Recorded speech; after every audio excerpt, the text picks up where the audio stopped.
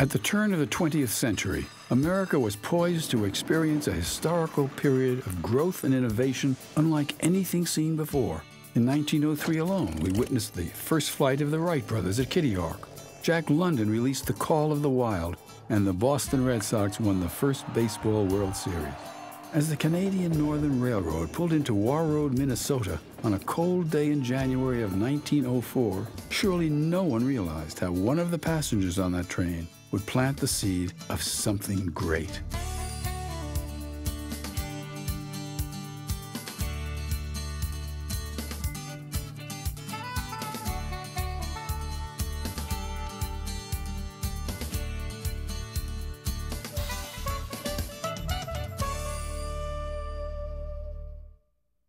He was a very slender man, very spry. He had a real spark in his eye, a real spirit.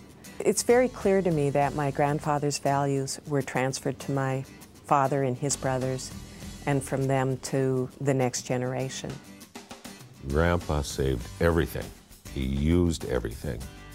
He was very frugal, very conservative. And many of those principles are still alive and well in the business today. In 1908, George and Percy Roberts, his business partner, purchased the Canadian Elevator Company, which was renamed the Roberts and Marvin Lumber Company. In 1912, George and Percy went their separate ways, clearing the way for George to form what is now the Marvin Lumber and Cedar Company. George's conscious decision to stay in Warroad would be a decision that would echo throughout the company years later. With his legendary work ethic, George set off to break the mold of what a successful family business could be. You would find Mr. Marvin up early. Sometimes when I would go into work early, I would see him at the up at the lumber yard already opening the doors, probably around 6 o'clock in the morning. He never signed an agreement. Somebody would come in and say, "Mr. Marvin," he said, "you know, I need to buy some groceries for my family." And he would say, "How much do you need?" And he would go to the till and he would take out whatever amount of money that they needed, and he would give it to them. They would sign nothing.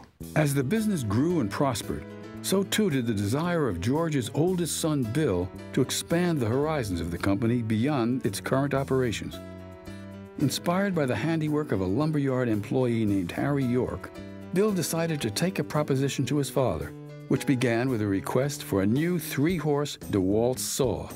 Harry York said that, you know, we can make frames during the winter and sell them then in the spring. And he kind of had a knack for making things on a DeWalt saw. It wouldn't be the last time Bill tried to expand the operations of the company. You could imagine George's surprise when, upon returning home from a stay in the hospital, he learned that not only had Bill ordered a double-end tenon, he had to remove part of a wall to install it. And he said, "Now, what would you rather have? That double-end tenon or a new elevator, which we need?" The unsaid question was, "You better damn well be right." It's gone from a small local mill shop to making a label line national window line of very high performance and high quality. Very clearly, we evolved into a made-to-order window factory. The underlying philosophy there, virtually whatever the customer wanted or required, we would figure out a way to do it. If it hadn't been for Bill Marvin, there would be no Marvin Windows and Doors as you know it today. Through the 40s and 50s, the production of windows at the Marvin Lumber and Cedar Company rose steadily to compete on a regional level in the wood window business. Just when the business seemed to be hitting its stride, the floor fell out from under the company, literally. On a warm June night in 1961, the hopes and dreams of the family business went up in a fiery blaze. It was a disaster that could have meant the demise of the promising window manufacturing operation and the loss of the many jobs the business provided for the town. I will never forget sitting with a rag wrapped around a hose, trying to keep the water in it so they could get it, so it would get to the fire. There's a lot of emotions that go on when you're right there. And for me, it was a job going up in smoke. For the Marvin family, you know, it was what they had put a lot of their life into. The building and all the machinery were a total loss. Nobody knew what was going to happen. In my own mind, I knew we were going to start again. I just knew it. I can remember sitting in a meeting with my father and my uncles, and my Uncle Tut said, "By God, this is home. I'm staying here if I have to dig ditches to make a living." And if you think about that, that in itself is the commitment to the community. My father, who was in his 70s or 80s at the time,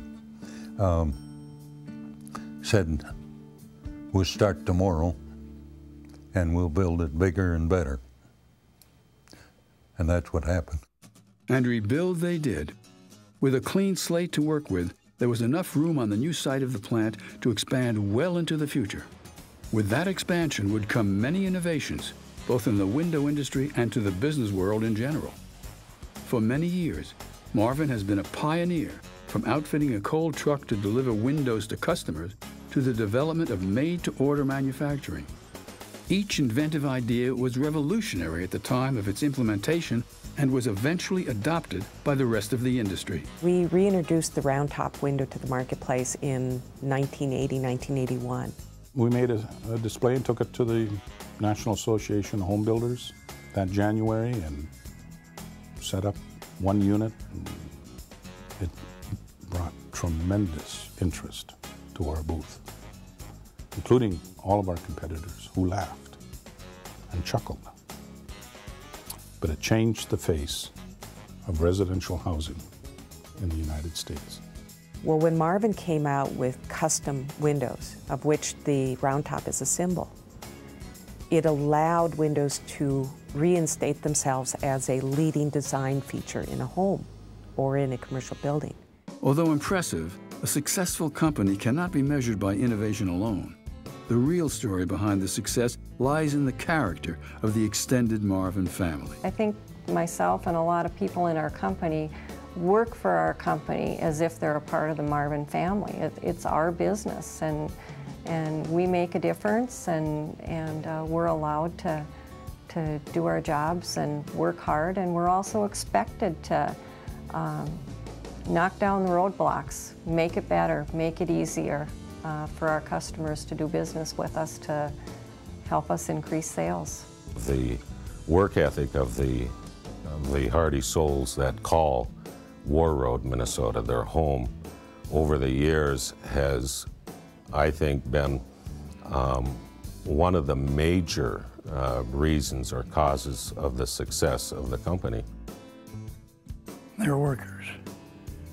And the best part of them are workers. Good, conscientious people. And this is what their lives involved around, simple lives, but around their families, which they love. Good, simple life. The tie to the community and the relationship with the community is a symbiotic relationship. It's like the family, like the Marvin family. It's hard for us as family to separate ourselves from the business and from the name of the business. It's all tied together. Businessman, humanitarian, pillar of the community. They all describe George Griffin Marvin and the legacy he has left us. I feel that if we hang on to where we've come from, hang on to our core values, that whatever endeavors that we take on as an organization, our opportunity for success will be enhanced by those values. We like to be known as a company that will stand behind their product. And we have done that. I think the legacy of responding to the customers will and can continue. I would dare say that this company could become very much like the world sees European companies, where you talk about the transfer of the company not from generation to generation, but from century to century.